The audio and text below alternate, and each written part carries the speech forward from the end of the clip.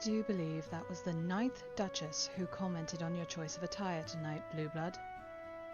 Can't these people compliment anything aside from your outfit? Or are they only impressed with things that lay on the surface? What do I expect them to compliment on? Well, what about all the work you've been doing in the village lately? You have single-handedly organised and ran a soup kitchen to feed those who lost most of their crops to the summer storms. And what about the clothes and blankets you helped the palace seamstress sew for the local children? Thanks to you, they'll stay warm for the rest of the winter. These puffed-up peacocks haven't done a day's worth of real work in all their lives. All they care about is buying the latest fashions or gorging themselves on the fanciest foods, while the people they govern in your father's name go hungry. I don't see why King Gaius feels obligated to surround himself, and by extension you, with these brown-nosing sheep. What's with that look, Blueblood? Oh, did you expect me to lie and say that these fine lords and ladies are what we commoners should strive to be? Trust me, they make sure we are aware of that fact every day of our lives.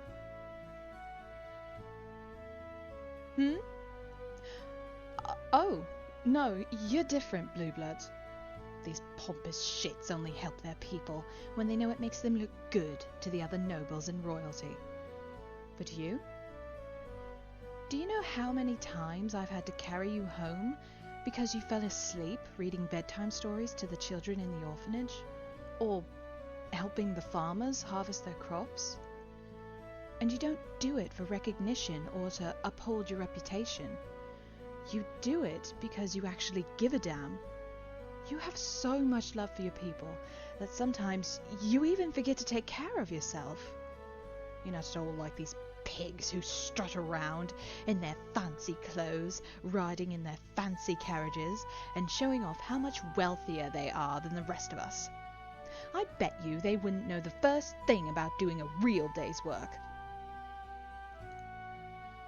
And why should I keep my voice down? You think I'd care if any of these puffed up, self-centered sons of... What?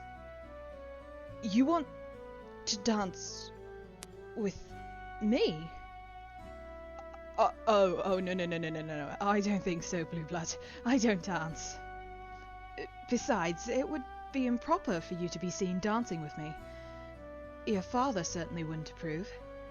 I am neither a knight nor a lady of high social standing. Think of your reputation.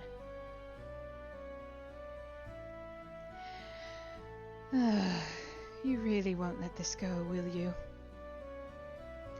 Very well, Blueblood.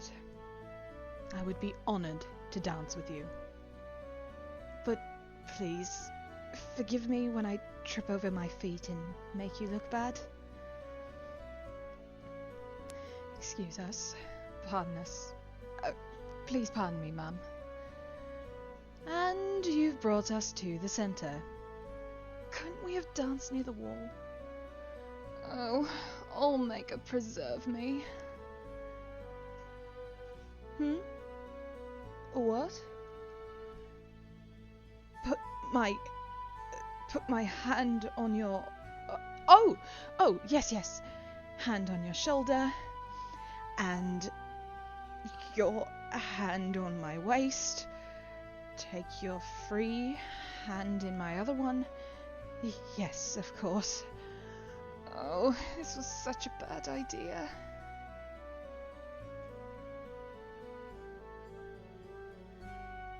You think I dance well? Thank you, Blueblood. I suppose watching your dance lessons did teach me a thing or two. And I must admit, I am having fun. What? I do too know what fun is. I've been told that I'm a very fun person to be around. By whom? Well, The other members of the guard and I have quite the bond, as you can imagine. I think you'll find there's a lot to me you don't know, Blue Blood. Huh? Why do I do what? Call you Blue Blood? I've called you Blue Blood for years, and it's never seemed to bother you before. Why the sudden interest? Oh. You have to understand, Blue Blood, where I grew up the nobility was very different from the ones here in Vardenfell. In the country where I was born, the nobles and royals thought themselves to be gods, and they expected all those of the lower classes to treat them as such. I woke up so many mornings to find friends I had known for years suddenly vanished without a trace, simply because someone in their family pissed off the wrong person. If you didn't have money, you were treated no differently than the cattle in the fields, or the rats in the sewers. Life was hard enough, but what those nobles did to us common people, simply to entertain themselves, it was tyranny, plain and simple. So I left as soon as I could. I made my way here to Vardenfell, where I was taken in by Magnus. You remember him, right? He was the former captain of the Royal Guard. He gave me a home and a purpose to fight for. The nobles here aren't as bad as the ones in my home country, but they're still far from saints. It's why I call you Blue Blood. I know most people use it as an insult, and I'll admit there was some venom behind it when we first met. But the more I got to know you, and the more I saw you do so much for your people, it changed my perspective. Maybe not on nobles as a whole, but certainly on you. You're nothing like these useless peacocks. And you're certainly nothing like the nobility I endured growing up. Where did I live before? Oh, well, it was a long time ago, Blue Blood.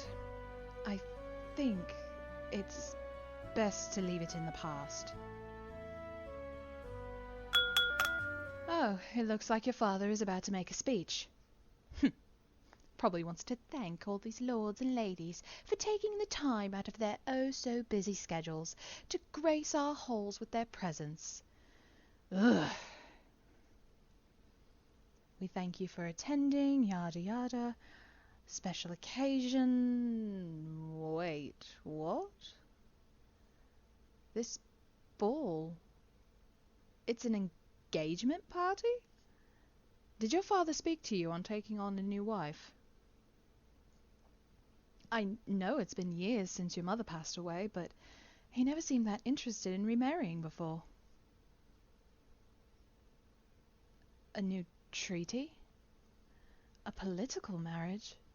But which country would Vardenfell gain the most from? It's already got the best farmland, the best fishing coves, the best... What?